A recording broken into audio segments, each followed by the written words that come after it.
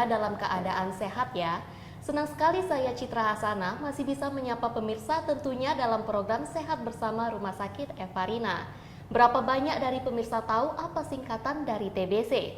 Jika pemirsa selalu mendengarkan peringatan mengenai penyakit TBC, maka pemirsa juga harus tahu cara mengenalinya dan cara mencegahnya ya.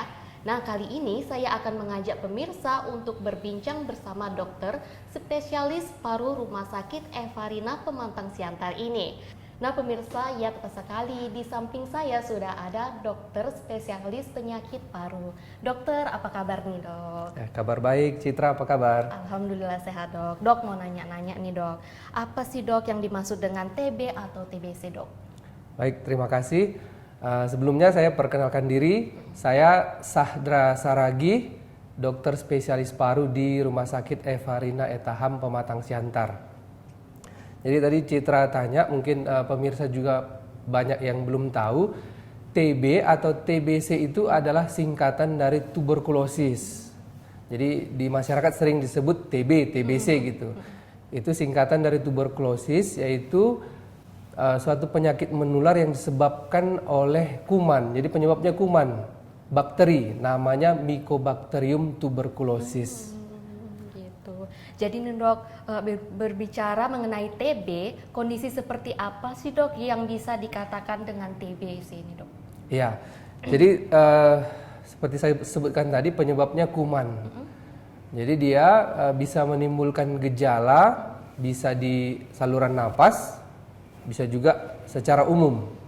Jadi kalau yang saluran napas misalnya batuk-batuk, itu yang paling sering, batuk-batuk yang lama, biasanya lebih dari 2 atau 3 minggu.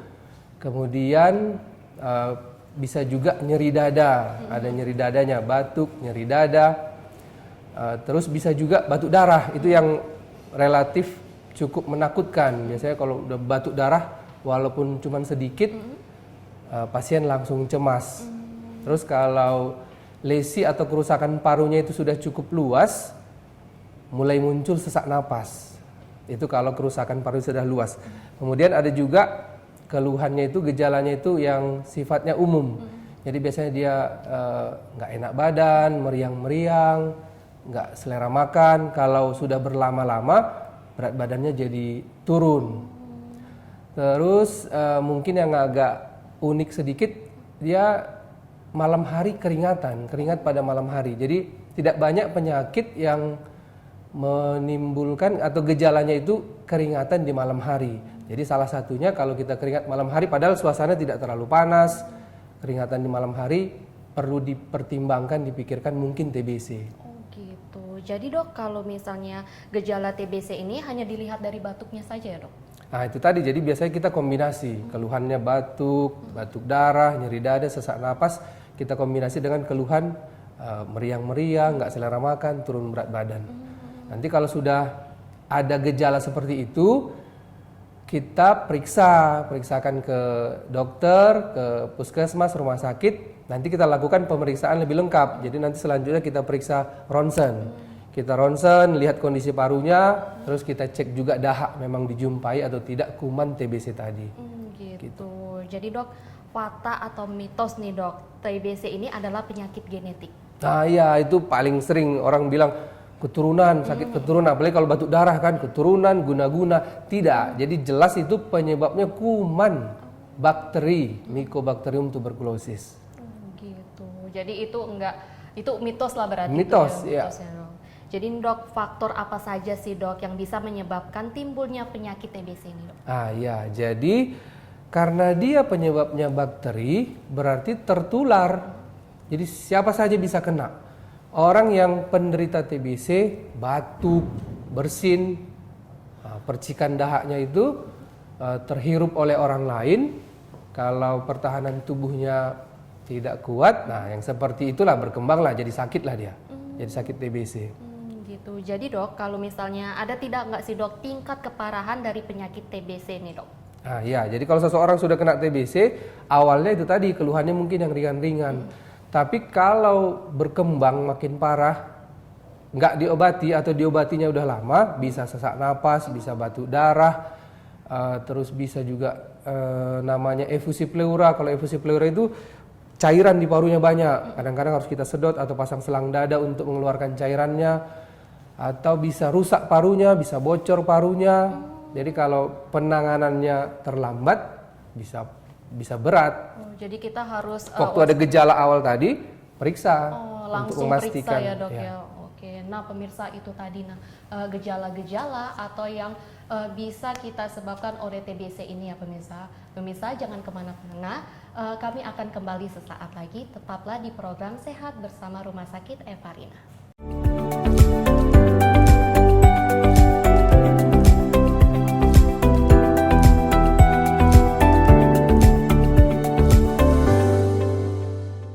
Nah pemirsa, kembali lagi bersama saya Citra dan di samping saya sudah ada dokter spesialis penyakit paru. Dok, saya mau nanya-nanya lagi nih dok.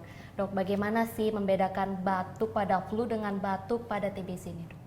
Ya, jadi kalau paru itu memang kan apapun penyebabnya semua keluhannya batuk. Nah, mau sakit apapun kalau udah di paru batuk, sesak, batuk darah. Jadi memang kita harus teliti untuk menentukan penyebabnya apa. Kalau TBC biasanya batuknya udah lama. Jadi kalau masih 1, 2 hari, 3 hari ya jangan langsung pikir TBC juga, jangan berlebihan juga. Nah, kemudian dia biasanya di atas 2 atau 3 minggu. Dia bersamaan ada keluhan lain tadi, keluhan sistemik tadi, nggak selera makan, meriang-meriang, keringat malam. Nah, kalau sudah kombinasi itu baru kita pikir, ini mungkin TBC gitu. Jadi nih dok, apakah TBC ini penyakit menular dok? Ya, jadi bukan penyakit keturunan, bukan genetik, dia menular. Penyebabnya kuman. Jadi orang kena karena tertular dari orang lain. Jadi kalau dia menderita TBC, dia bisa menularkan ke orang lain. Gitu. Dari cara menularnya itu bagaimana dok? Penularannya itu dok? Ya, jadi dia kumannya itu terpercik waktu kita batuk, waktu kita bersin. Nah, terpercik, terhirup oleh orang lain, berkembanglah dia di orang lain, jadi bisa jadi kena tertular orang lain. Gitu. Jadi faktor udara pun juga ya dokter ya? Atau selain udara ataupun percikan itu dari faktor apa lagi dok? Ya, jadi itu pertanyaan Citra bagus sekali karena kadang-kadang orang salah kalau udah TBC di rumah itu disingkirkan, ya kan? Padahal sebenarnya dia butuh dukungan. Nanti piringnya dipisah, handuknya dipisah, pokoknya seperti disendirikan. Jadi itu salah. Padahal dia kan butuh dukungan. Menularnya itu melalui bersin, melalui batuk. Jadi dia perlu pakai masker. Itu pun biasanya kalau sudah diobati nggak lama-lama. Dia di rumah kan, di rumah hidup bersama pakai masker, paling mungkin 2 minggu atau kita buat 1 bulan pakai masker karena selama itu masih menular, walaupun berobat masih menular. Jadi menular itu melalui batuk atau bersin, nggak melalui piring gitu, nggak usah dipisah. Jadi itu nggak benar ya dok ya? Nggak, jangan. Nanti malah dia merasa minder, terasingkan iya jadinya, terasingkan, dok, ya? nggak bagus, jadi malah nggak sembuh nanti. Oh gitu. Jadi nih dok, kalau untuk seorang ibu yang sedang mengandung nih dok, terkena TBC, apakah akan menular pada bayi yang di dalam kandungannya dok? Waduh, berat kali pertanyaannya. Dari ibu ke janinnya? Iya dok. Memang bisa juga ya, bisa juga dari ibu ke janin, walaupun tidak banyak ya. Makanya kalau terdeteksi ibu hamil kena TBC, harus diobati. Ibunya yang diobati supaya ibunya sembuh dan tidak janinnya pun aman. Gitu. Terus orang kan takut kalau hamil, takut obat. Kalau orang hamil kena TBC, aman makan obat TBC. Walaupun obatnya cukup banyak memang aman. Aman untuk ibu hamil, aman untuk janinnya. Jangan Daripada takut. dibiarkan ya dokter. Ya, kalau dibiarkan jadi 2. Ibunya berisiko, janinnya pun berisiko. Jadi justru jangan takut kalau hamil, kalau memang TBC berobat. Obatnya aman.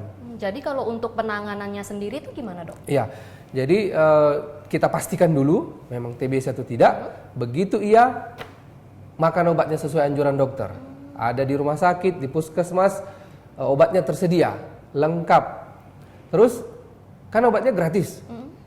Kadang orang mikir karena gratis obatnya itu karena murahan. Enggak, itu karena pemerintah mendukung dibiayai pengobatannya supaya sembuh gitu. Segera berobat. Jadi dok, kalau misalnya usia nih dok, usia berapa dok seseorang bisa terkena TBC dok? Ya, karena dia penyebabnya kuman, semua bisa kena. Semua sama di mata kuman itu. Semua bisa kena, laki-laki, perempuan, tua, muda, bayi, semua bisa kena. Hanya pada kelompok tertentu, kemungkinan untuk jadi penyakit itu sedikit lebih besar. Misalnya pada anak-anak, perkembangan sistem imunnya kan belum sempurna. Jadi relatif sedikit lebih mudah kena. Udah gitu misalnya yang sistem pertahanan tubuhnya rendah, pada orang yang sakit gula, berobat nggak teratur, orang sakit gula, nah itu pun risiko untuk terkena lebih tinggi. Makanya kalau ada sakit gula, diabetes mellitus harus berobat teratur. Terus orang tua juga atau pengguna obat-obat yang menurunkan sistem imun, seperti orang yang kena kanker, itu kan pakai obat-obat efek sampingnya sistem imunnya turun. Pada kelompok seperti itu relatif lebih berisiko, tapi semua bisa kena. Nggak kenal usia, nggak kenal jenis kelamin, nggak kenal. Oh ya, satu lagi, jadi ingat, ada orang bilang TBC itu penyakit orang miskin. Oh, nggak kenal kumannya mau miskin, mau kaya, semua bisa kena. Karena semua dia profesi itu bisa. virus ya, dok, bakteri, ya? Bakteri ya. semua bisa kena. Gitu. Jadi sebenarnya memang yang jaga-jaga pertama itu penderitanya. Nah, jadi penderitanya itu harus dengan sadar, kalau batu itu jangan kena ke orang lain. Gitu. Harus dihindari juga ya dok. Ya. Jadi ya terutama ya pakai masker juga. Pakai masker, ya. Apalagi selama masih menular. Okay. Di awal pengobatan 2 minggu atau untuk amannya 1 bulan masih menular, pakai masker. Oke. Jadi nih dok, ada tidak faktor usia yang rentan terkena TBC dok? Ya, tadi kan semua kelompok umur, tapi yang lebih rentan yang paling muda sama yang paling tua karena relatif sistem pertahanan tubuhnya lebih rendah. Tapi semua bisa kena. Bisa kena ya dok. Oke. Jadi dok, bagaimana sih perbedaan TBC pada anak dengan TBC pada orang dewasa nih dok? Ya, kalau dewasa kita relatif lebih mudah menyimpulkan seseorang itu TBC atau tidak. Kita ronsen, cek dahak. Sedangkan kalau anak, dia kan buang dahak nggak bisa, anak-anak susah kan. Jadi sejawat anak biasanya kalau ada seperti itu saya serahkan ke dokter spesialis anak untuk menentukannya. Mereka metodenya agak lebih jelimet. Ada sistem scoring namanya, scoring berapa yang disimpulkan TBC. Terus ada juga tes Mantoux namanya. Itu biasanya kita serahkan ke spesialis anak karena gejalanya pun bisa tidak sehas pada dewasa. Mungkin nggak terlalu banyak batuk, tapi pertumbuhannya, berat badannya nggak sesuai sama umur, gitu. Harusnya umur segini, berat badan segini, tapi dia nggak, ketinggalan. Itu perlu dipikirkan, jangan-jangan TBC. Biasanya kan tertular, kita periksa lingkungannya, bapaknya, mamanya, kakaknya, abangnya, ada nggak yang batuk-batuk, gitu. Jadi lebih jelimet memang menentukan TBC pada anak dengan dewasa. Oh gitu. Jadi nih dok, pertanyaan terakhir nih dok. Gimana sih dok, atau pesan dokter buat pemirsa yang ada di rumah yang terhindar dari bakteri atau virus-virus yang ada di sekitar kita dok? Iya, jadi TBC ini kita kenal udah lama, mungkin udah lebih 100 tahun, tapi nggak beres-beres. Nggak beres-beres, apalagi negara kita ini peringkatnya kalau nggak 1, 2, 3, 1, 2, 3. Seperti itu aja, saking banyaknya kasus. Jadi yang bisa kita lakukan adalah pertama, hidup sehat, itu saja. Perilaku hidup bersih dan sehat, makanan yang cukup, bervariasi, istirahat yang cukup. Terus kalau ada gejala cepat berobat. Bagi yang sakit, itu pakai etika batuknya jangan kemana-mana, bersihnya jangan kemana-mana. Nah, kalau itu dikerjakan, ya mudah-mudahan yang sakit sembuh, yang sehat nggak terkena, nggak tertular. Nah pemirsa, jangan kemana-mana pemirsa, tetap saksikan program kami Sehat Bersama Evarina.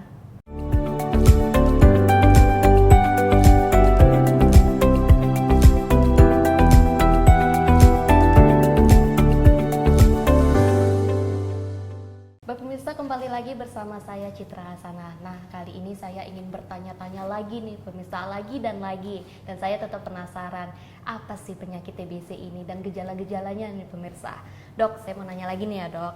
Seberapa parah sih dok TBC ini merusak atau mengganggu paru-paru dok? Ya, jadi sebenarnya TBC itu utamanya memang menyerang paru, tapi dia juga bisa menyerang hampir semua organ. Jadi bisa dia ke otak bisa, ke usus bisa, ke hampir semua organ bisa. Jadi kalau di paru, makin lama diobati, makin rusaklah parunya. Nah, jadi makin sesaklah dia. Atau kalau misal ke otak, bisa jadi meningitis, bisa kejang, bisa penurunan kesadaran. Jadi bisa karena lamanya atau karena nggak diobati nyebar kemana-mana. Jadi Gitu. ngefeknya cukup berisiko juga. Iya, ya? nggak cuma di paru, Oke. bisa menyebar. Jadi dok, kalau misalnya resiko yang paling parah nih dok, yang paling parah dari TBC ini apa-apa aja dok? Dia memang kan penyakitnya penyakit kronis. Makanya kalau yang datang ke dokter itu biasanya yang udah berat. Kalau batuk sikit-sikit biasanya nantilah tunggu berat dulu, udah rusak parunya, udah sesak baru berobat. Jadi melalui kesempatan ini mumpung melalui TV kita ini, saya mau ngajak masyarakat, pokoknya kalau udah batuknya lebih 2 minggu, 3 minggu, ada keluhan yang lain, jangan ditunda, segera berobat, jangan malu. Ya kadang kan malu kan, Iya, karena malu dibilang penyakit sakit batuk TBC. itu ya, Dok, ya. Dipikir penyakit orang miskin, enggak, semua orang bisa kena dan bisa diobati sampai sembuh. Jadi nih dok, fakta atau mitos dok, penyakit TBC adalah penyakit yang tidak bisa sembuh. Oh iya, barusan tadi langsung dijawab tadi ya. Iya, jadi bisa sembuh, hanya memang pengobatannya butuh waktu. Dia nggak seperti flu, beberapa hari diobati. Dia minimal pengobatannya 6 bulan. Jadi ada beberapa hal yang harus kita perhatikan sewaktu pengobatan. Pertama lamanya itu minimal 6 bulan, jadi bisa lebih sesuai dengan perkembangan. Terus jumlah obatnya harus tepat sesuai dengan yang disarankan oleh dokter. Terus frekuensinya juga harus tepat. Jadi kalau diikuti sembuh. Nah, orang biasanya penderita TBC itu makan obat 2 minggu atau 1 bulan aja, biasanya keluhannya udah hilang, udah bagus sekali, udah seperti sehat, apalagi 2 bulan. Nah, di situ titik-titik krusial, 1 bulan, 2 bulan itu tergoda atau ngapain makan obat lagi, udah sembuh, berat badan udah naik, dan banyak yang seperti itu. Berhenti sendiri. Habis itu 3 minggu, 1 bulan kemudian datang lagi, udah batuk darah, udah sesak, dan pengobatannya lebih sulit, lebih rumit. Ada namanya TBC-nya udah kebal terhadap obat yang biasa. Jadi salah satu resiko kalau pengobatannya tidak teratur, dosisnya nggak tepat, atau durasinya lama pengobatannya nggak tepat, bisa jadi TB resisten obat. Memang bisa diobati, tetap bisa diobati, tapi butuh waktu lebih lama, obat lebih banyak, efek samping lebih banyak. Jadi selagi di awal, temukan awal, obati dengan cepat, dengan tepat, bisa sembuh. Harus cepat ya penanganannya ya dok. Nah, jadi dok, kalau misalnya pasien yang sembuh dari TBC nih dok, ada kemungkinan terkena TBC lagi nggak dok? Iya, jadi kalau udah sembuh, untuk pasien-pasien yang berobat saya selalu bilang, jangan pikir kalau udah sembuh, udah kebal, udah nggak bisa kena lagi. Karena kan dia kuman, bisa kena lagi. Nah, jadi kalau udah pernah kena TBC, udah sembuh, syukur udah sembuh, tetap hidup sehat, terus tetap bisa kena. Jadi posisinya sama dengan orang normal, bisa kena lagi. Kalau tertular lagi? Oh gitu. Jadi dok, nih kalau misalnya perokok nih dok, kalau perokok aktif atau perokok pasif itu bisa terkena TBC dok? Akhirnya sampai juga topik rokok. Ya, jadi memang penyebabnya tetap bukan rokok ya. Kadang-kadang orang salah apa juga kan, ini karena merokok. Penyebabnya kuman, bakteri. Tetapi pada perokok risiko untuk menderita lebih besar karena rokok itu merusak pertahanan di saluran napasnya. Nah, jadi udah rusak, masuk kumannya, lebih mudah dia kenanya. Bukan rokoknya penyebabnya, tapi kondisi paru-paru perokok lebih mudah kena TBC. Oh gitu. Jadi dok, kalau misalnya apa yang harus diperhatikan agar tidak terkena TBC ini dok? Ya, seperti saya bilang tadi, ini udah lama kita kenal tapi nggak beres-beres. Nah, semoga lah ini pemerintah lagi menggalakkan ada namanya eliminasi TB 2030. Nah, kita harapkan di tahun 2030 tereliminasilah TBC ini. Jadi semua harus berperan semua, karena yang sakit jangan menularkan, etika batuknya harus dijaga, batuk bersin jangan sembarangan. Terus kalau ada yang sakit segera berobat, keluarga mendukung, nah, gitu. Terus dia kalau yang sakit rumahnya ventilasinya diperhatikan, dibuka jendela, kena sinar matahari, istirahat yang cukup, makan bergizi. Nah, kalau seperti itu bisalah tercapai nanti itu eliminasi TB 2030 dengan kerjasama semua pihak. Gitu. Jadi ini dok, bagaimana sebaiknya supaya paru-paru kita tetap sehat dan berfungsi dengan baik nih dok? Ya, supaya paru-paru sehat, jangan merokok. Itu paling berat ya. Banyak yang nolak itu. Tapi itu, ya jangan merokok. Kalau bisa jangan merokok. Terus hidup sehat secara umum lah, istirahat cukup, terus makan bervariasi. Makan itu yang penting bervariasi, ada sayurnya, ada ikannya, bervariasi setiap hari. Terus selalu sempatkan untuk berolahraga kena sinar matahari, disempatkan lah. Dan itu yang paling kurang, kita kurang gerak. Iya benar dokter, apalagi dengan aktivitas kita yang selalu super padat ya dok. Iya, disempatin lah. Disempati. Jadi nih dok, sekali lagi nih dok, pesan-pesan dokter ataupun harapan buat pemirsa supaya terhindar dari bakteri atau virus yang ada di sekitar kita dok. Ya, jadi kesempatan ini saya harapkan kita pertama itu kalau kita sedang batuk atau bersin, menerapkan etika batuk. Jadi ditutup pakai lengan sini ditutup, ya supaya kalau ternyata kita menderita nggak menularkan ke orang lain.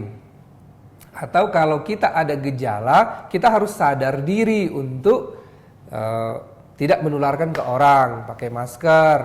Terus kalau memang ada gejala TBC, gejala yang tadi kita sebutkan, jangan malu, cepat periksa supaya kita memastikan memang TBC atau tidak.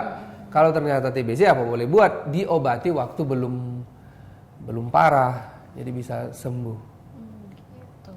Nah pemirsa, gimana pemirsa? Pasti Anda sangat bermanfaat atau sangat berpengaruh ya mendengarkan bincang-bincang kita kali ini ya pemirsa.